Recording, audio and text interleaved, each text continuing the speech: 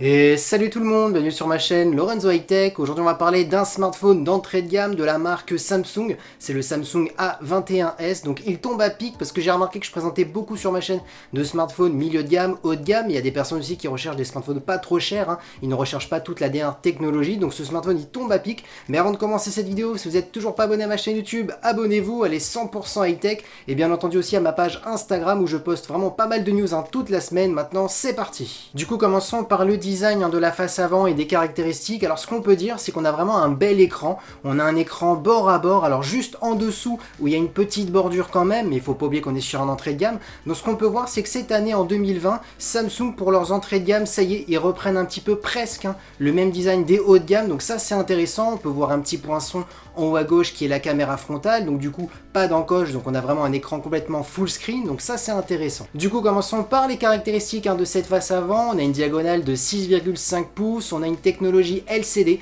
et oui, pas d'AMOLED, il faut amortir le prix. On a ensuite une définition HD+, et oui, pas de Full HD non plus, mais bon, ça reste quand même intéressant, surtout qu'il faut savoir, dans un entrée de gamme, on consulte les mails, des petites recherches sur internet, on regarde des petites séries dessus, voilà, on va pas faire plus, donc du coup on ne demande pas une grande résolution. Concernant le poinçon qui est la caméra frontale, on est sur du 13 millions de pixels, bon, ça reste classique concernant ses caractéristiques. Du coup maintenant on a fini la face avant, attaquons le dos, et bah j'ai envie de dire, il est plutôt joli le dos, je sais pas ce que vous en pensez, dites-le moi en commentaire, il me fait penser vraiment au haut de gamme. Alors bien entendu, si vous voyez un petit cercle au centre, et bah oui, c'est le capteur d'empreinte, on n'a pas pu le mettre sous l'écran, ça coûte extrêmement cher cette technologie. Par contre, ce qui est intéressant, c'est qu'on peut voir 4 capteurs dans un rectangle en haut à gauche, et là c'est vraiment intéressant parce que ça veut dire qu'on va avoir énormément de choix en termes de créativité, en termes de photos, et surtout, faut pas oublier, on est sur un smartphone d'entrée de gamme. Concernant le prix, je vais vous le dire, je vais pas vous faire attendre, on est sur un minimum 200 €. Parlons maintenant de ces 4 capteurs. Alors là, ce qui est intéressant, c'est qu'on a un capteur principal de 48 millions de pixels, donc ça veut dire qu'on aura énormément de détails.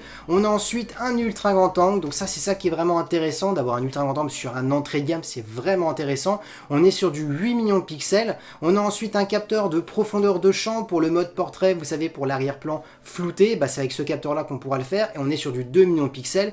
Et bien entendu, on a un macro pour faire des photos d'objets ultra près où on est sur du 2 millions de pixels.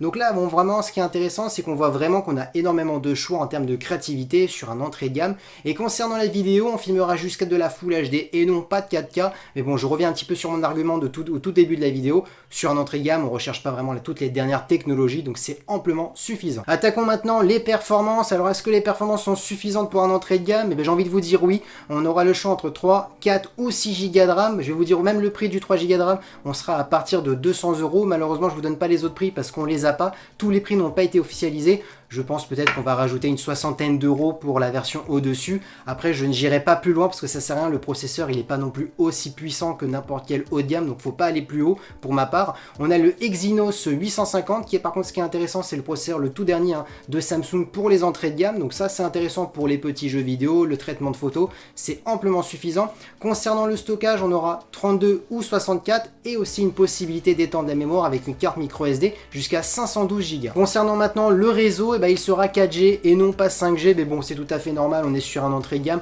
Je pense pas qu'on recherche tous de la 5G en entrée de gamme. Concernant la batterie, ça par contre c'est un bon point, on est sur du 5000 mAh, vu qu'on n'a pas de grosses tâches sur ces smartphones, et on va pouvoir tenir une très grosse journée, voire 2 jours. On a de la recharge rapide 15 watts, donc ça reste classique. Par contre, ce qui est intéressant, c'est l'audio. J'aurais jamais pensé de parler de ça en entrée de gamme. L'audio, il est compatible Dolby Atmos, donc ça c'est intéressant si vous voulez écouter du bon contenu, surtout un film dessus, ça sera vraiment bien.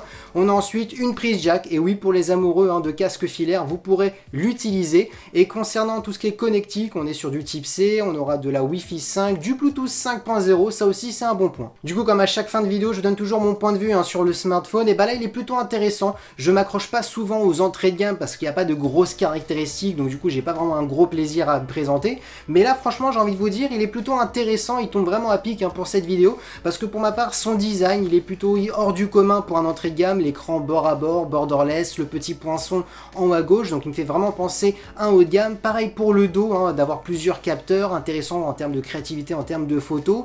J'étais surpris aussi pour le son, la compatibilité Dolby Atmos, d'avoir cette caractéristique là quand même sur un entrée de gamme à 200 €, c'est plutôt intéressant. Il a aussi une bonne batterie quand même de 5000 mAh pour tenir, surtout qu'on n'a pas une grosse utilisation, donc du coup vous tiendrez sans aucun problème une très grosse journée, voire 2 jours. Ce smartphone, je le conseille vraiment pour les adolescents qui voilà, qui veulent un premier smartphone pas trop cher, ou tout simplement pour des personnes qui ne veulent pas toutes les dernières technologies. C'est plutôt un bon smartphone de la part de Samsung. Et voilà, cette vidéo est terminée, j'espère qu'elle vous aura plu sur ce Samsung, et si vous recherchez un entrée de gamme, j'espère que je vous ai éclairé sur ce smartphone. En tout cas, si c'est le cas, n'oubliez pas le petit pouce like, de vous abonner à ma chaîne YouTube si c'est toujours pas fait, et aussi à ma page Instagram. Je poste pas mal de news toute la semaine, surtout dans mes stories. Et bien maintenant, je vais vous dire à très bientôt, c'était Lorenzo High Tech.